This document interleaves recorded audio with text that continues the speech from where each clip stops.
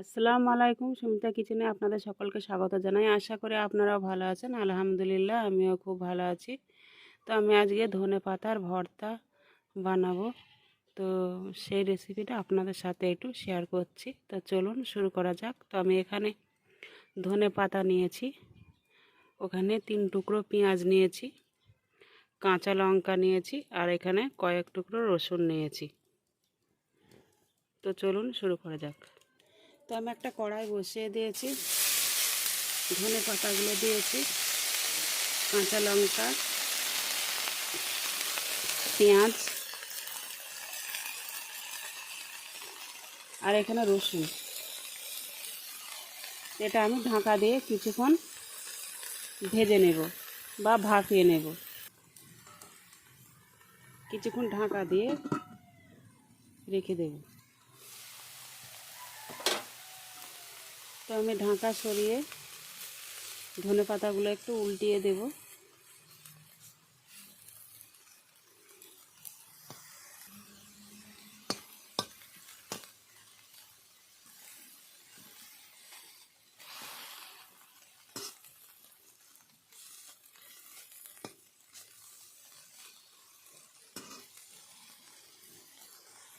তো দেখুন আমি কিছুক্ষণ ভাপিয়ে নিয়েছি, আর বেশি ভাপালে হবে না, তাহলে ধনে পাতার কালারটা চেঞ্জ হয়ে যাবে।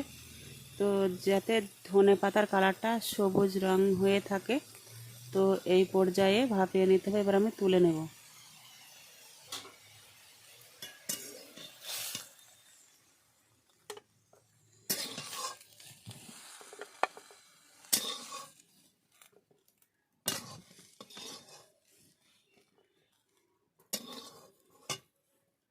তো আমি কিছুক্ষণ ঠান্ডা করে নেব।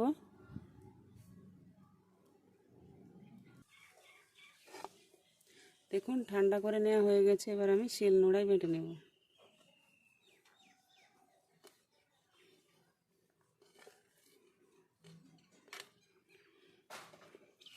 এত সুন্দর একটা স্যান্ড বার হচ্ছে না, কি বলবো আপনাদের।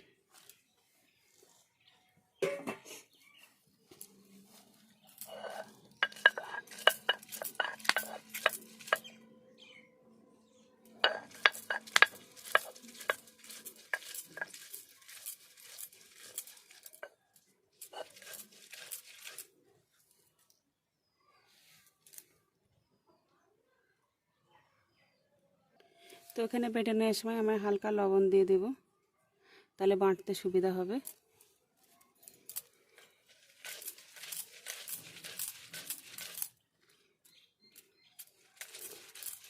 আপনারা চাইলে এটা মিক্সার মেশিনেও পেস্ট বানিয়ে নিতে পারেন।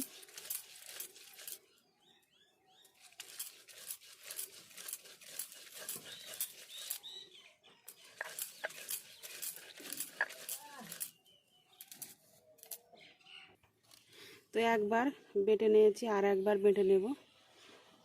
এটা মিক্সার মেশিনে হলে একবারে হয়ে যেত, তো যেহেতু শিল নোড়াই, তার জন্য আর একবার ভালো করে বেটে নেব।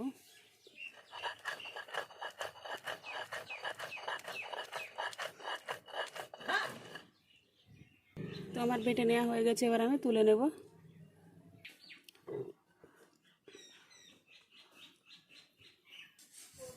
আমি একটা বাটি নিয়ে নিয়েছি, বাটিতে তুলে নেব।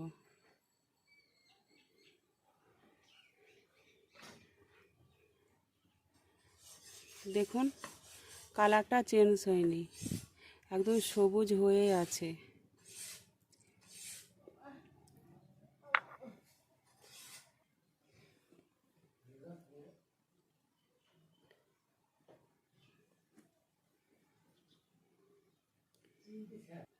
উপর দিয়ে একটু কাঁচা সরিষার তেল দিয়ে দিলাম, আর একটা লঙ্কা দিয়ে দিলাম। তো কেমন এই ধনেপাতার ভর্তাটা হলো অবশ্যই কমেন্টে জানাবেন। ভালো লাগলে লাইক কমেন্ট শেয়ার করবেন। কালকে দেখা হবে নতুন কোনো রান্নার ভিডিওর সঙ্গে। ততক্ষণ সুস্থ থাকুন, ভালো থাকুন। খোদা হাফেজ।